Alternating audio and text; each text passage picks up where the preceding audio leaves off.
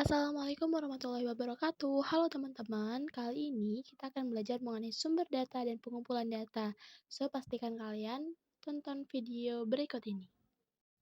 Sumber data adalah data yang akan kita gunakan untuk penelitian. Nah, sumber data sendiri dibagi atas dua, ada data primer dan data sekunder. Data primer adalah data yang diperoleh peneliti secara langsung atau uji lapangan. Sedangkan data sekunder adalah data yang diperoleh dari peneliti dari sumber yang sudah ada. Sumber primer adalah sumber data yang langsung memberikan data kepada pengumpul data, dan sumber sekunder merupakan sumber yang tidak langsung memberikan data kepada pengumpul data, misalnya lewat orang lain atau lewat dokumen. Lalu dari mana sih kita bisa dapat sumber data primer dan data sekunder? Nah, kalau data primer, kita bisa dapat dengan uji lapangan atau bisa dengan wawancara. Sedangkan data sekunder, kalian bisa dapat dari penelitian terdahulu, misalnya dari artikel, dari jurnal, tesis, dan lain sebagainya. Dalam penelitian, tentunya ada berbagai teknik pengumpulan data yang merupakan faktor penting demi keberhasilan penelitian. Hal ini berkaitan dengan bagaimana cara mengumpulkan data, siapa sumbernya, dan alat apa yang digunakan. Nah, untuk jenis sumber datanya sendiri, kita bisa lihat di slide berikutnya. Metode pengumpulan data sendiri adalah teknik atau cara yang dilakukan untuk mengumpulkan data. Nah, metode ini menunjuk suatu cara sehingga dapat diperlihatkan penggunaannya melalui angket, wawancara, pengamatan, tes, dokumentasi, dan sebagainya. Sedangkan instrumen pengumpulan data sendiri adalah alat yang akan digunakan untuk mengumpulkan data. Karena berupa alat, maka instrumen dapat berupa lembar checklist, kuesioner dalam bentuk angket terbuka ataupun angket tertutup, pedoman wawancara, dan dokumentasi. Nah, teman-teman, secara garis besar, teknik yang dapat digunakan untuk pengumpulan data sendiri itu ada 4 yang perlu kita ketahui, yaitu ada wawancara, kemudian ada angket, observasi, dan terakhir ada dokumentasi. Nah, teman-teman, yang pertama yang akan kita bahas adalah wawancara, yang dimana wawancara adalah proses interaksi atau komunikasi secara langsung antara pewawancara dengan responden. Yang kemudian ada tips biar wawancara kita efektif. Yang pertama itu harusnya kita mengenalkan diri, kemudian menjelaskan maksud dan tujuan kedatangan, dan yang ketiga ada menjelaskan materi wawancara, dan yang terakhir mengajukan pertanyaan dengan sopan dan santun. Wawancara digunakan sebagai teknik pengumpulan data jika peneliti ingin melakukan studi pendahuluan untuk menemukan permasalahan yang harus diteliti, dan juga jika peneliti ingin mengetahui hal-hal dari responden yang lebih mendalam dan jumlah respondennya sedikit atau kecil. Nah, teknik pengumpulan data ini mendasar diri pada laporan tentang diri sendiri atau self-report, atau setidak-tidaknya pada pengetahuan dan keyakinan pribadi. Menurut Sutrisno Hadi 1986, bahwa anggapan yang perlu dipegang oleh peneliti dalam menggunakan metode interview dan juga kuesioner atau angket itu ada 3.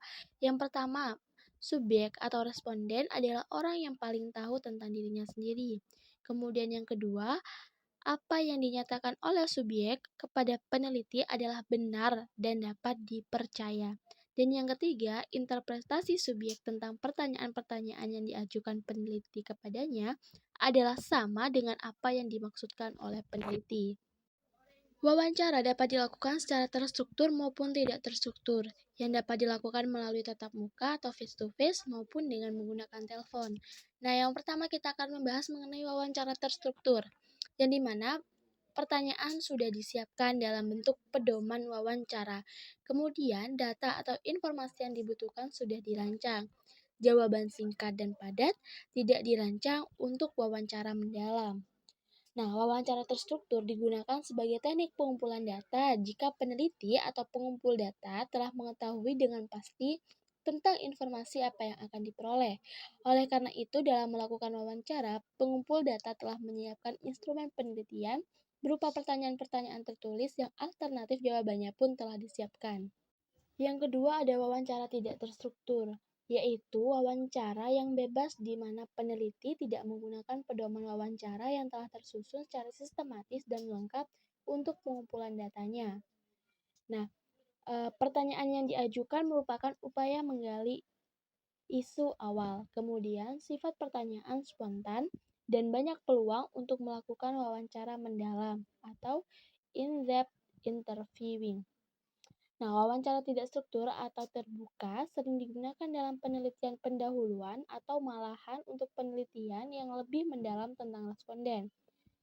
Nah, untuk mendapatkan informasi yang lebih dalam tentang responden, maka peneliti dapat juga menggunakan wawancara tidak struktur.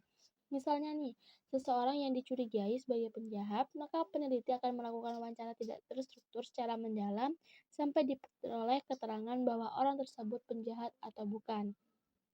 Dalam wawancara tidak terstruktur, peneliti belum mengetahui secara pasti data apa yang akan diperoleh, sehingga peneliti lebih banyak mendengarkan apa yang diceritakan oleh responden.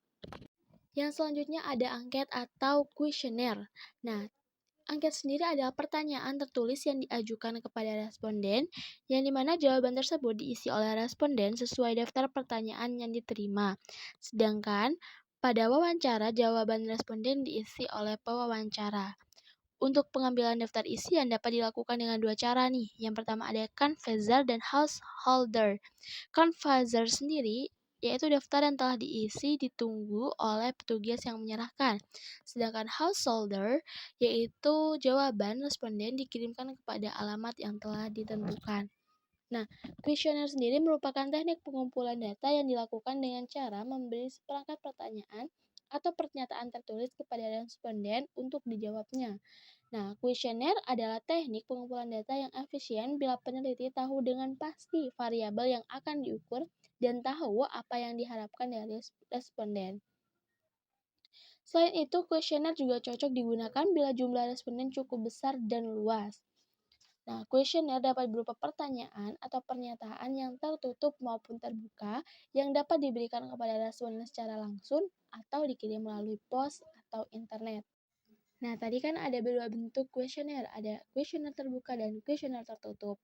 Untuk kuesioner terbuka, angket yang memberikan kebebasan bagi responden untuk memberikan jawaban atau tanggapan. Jadi, responden dapat menuliskan jawabannya sendiri dalam bentuk uraian atau penjelasan.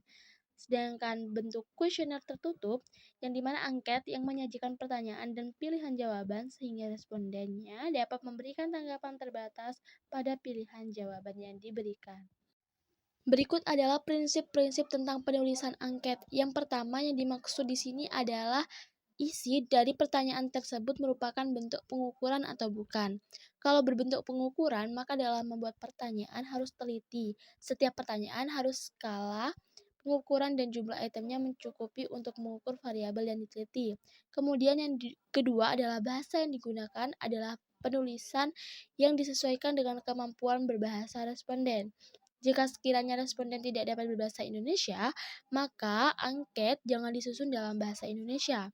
Kemudian yang ketiga ada tipe pertanyaan yang dalam angket ini ada tipe terbuka atau tertutup, terstruktur dan tidak terstruktur. Dalam bentuknya dapat mengurangi kalimat positif atau negatif. Yang keempat ada pertanyaan yang tidak mendua, di mana setiap pertanyaan dalam angket jangan mendua atau double-barreled, sehingga menyulitkan responden untuk memberikan jawaban. Yang kelima, tidak menanyakan yang sudah lupa. Setiap pertanyaan dalam instrumen angket sebaiknya juga tidak menanyakan hal-hal yang sekiranya responden sudah lupa atau pertanyaan yang memerlukan jawaban dengan berpikir berat. Yang keenam, ada pertanyaan yang tidak menggiring. Pertanyaan dalam angket sebaiknya juga tidak menggiring ke jawaban yang baik saja atau ke yang jelek saja. Yang selanjutnya ada panjang pertanyaan, yang dimana pertanyaan dalam angket sebaiknya tidak terlalu panjang, sehingga akan membuat jenuh responden dalam mengisi. Yang selanjutnya urutan pertanyaannya nih. Urutan pertanyaan dalam angket dimulai dari yang umum menuju ke hal yang spesifik, atau dari yang mudah menuju ke hal yang sulit. Yang selanjutnya, prinsip pengukuran. Angket yang diberikan kepada responden adalah merupakan instrumen penelitian yang digunakan untuk mengukur variabel yang akan diteliti. Oleh sebab itu, instrumen angket tersebut harus dapat digunakan untuk mengukur data yang valid dan reliable tentang variabel yang diukur. Dan terakhir adalah penampilan fisik. Penampilan fisik angket sebagai alat pengumpul data akan mempengaruhi responden atau keseriusan responden dalam mengisi angket. Yang ketiga ada observasi. Nah, observasi ini hakikatnya merupakan kegiatan dengan menggunakan panca indera, bisa penglihatan, penciuman, pendengaran, untuk memperoleh informasi yang diperlukan untuk menjawab masalah penelitian. Observasi juga merupakan salah satu teknik pengumpulan data yang lazim dalam metode penelitian kualitatif. Nah, observasi sendiri teknik pengumpulan data yang mempunyai ciri yang spesifik bila dibandingkan dengan teknik yang lain, yaitu wawancara dan kuesioner. Jika wawancara dan kuesioner selalu berkomunikasi dengan orang, maka observasi tidak terbatas pada orang, tetapi juga objek-objek alam yang lain. Teknik pengumpulan data dengan observasi digunakan jika penelitian berkenaan dengan perilaku manusia, proses kerja, gejala-gejala alam, dan bila responden yang diamati tidak terlalu besar. Dari segi proses pelaksanaan pengumpulan data, observasi dapat dibedakan menjadi participant observation atau observasi berperan serta dan non-participation observation. Yang pertama mengenai participant observation, yang dimana dalam observasi ini, peneliti secara langsung terlibat dalam kegiatan sehari-hari orang atau situasi yang diamati sebagai sumber data. Misalnya, seorang guru dapat melakukan observasi mengenai bagaimana perilaku siswa, semangat siswa, dan sebagainya. Sambil melakukan pengamatan, peneliti ikut melakukan apa yang dikerjakan oleh sumber data dan ikut melaksanakan sukar dukanya. Dengan observasi partisipan ini, maka data yang diperoleh akan lebih lengkap, tajam, dan sampai mengetahui pada tingkat makna dari setiap perilaku yang nampak. Sedangkan non-participant observation berlawanan dengan participant observation, yang dimana observasi yang penelitinya tidak ikut serta secara langsung dalam kegiatan atau proses yang sedang diamati. Kelemahan dari metode ini adalah peneliti tidak akan memperoleh data yang mendalam karena hanya bertindak sebagai pengamat dari luar tanpa mengetahui makna yang terkandung di dalam peristiwa. Alat yang digunakan dalam teknik observasi ini antara lain ada lembar checklist, kemudian buku catatan, kamera, dan lain sebagainya. Dan yang terakhir ada teknik dokumentasi, yang dimana pengambilan data melalui dokumen tertulis maupun elektronik dari lembaga atau institusi, kemudian mengetahui sesuatu atau mengumpulkan data dengan melihat catatan, arsip, dan dokumen lainnya. Misalnya, data volume penjualan. Nah, teman-teman bisa lihat nih, laporan keuangan berupa laporan laba rugi dari suatu perusahaan atau lain sebagainya. Kemudian, ketika kita mencari data sistem informasi akuntansi penjualan kredit, nah bisa lihat di flow chart dari sistem akuntansi penjualan kredit. Itu dia tadi penjelasan mengenai materi hari ini. So, thank you for watching. Jangan lupa untuk tonton video-video yang lainnya. Bye bye. Assalamualaikum warahmatullahi wabarakatuh.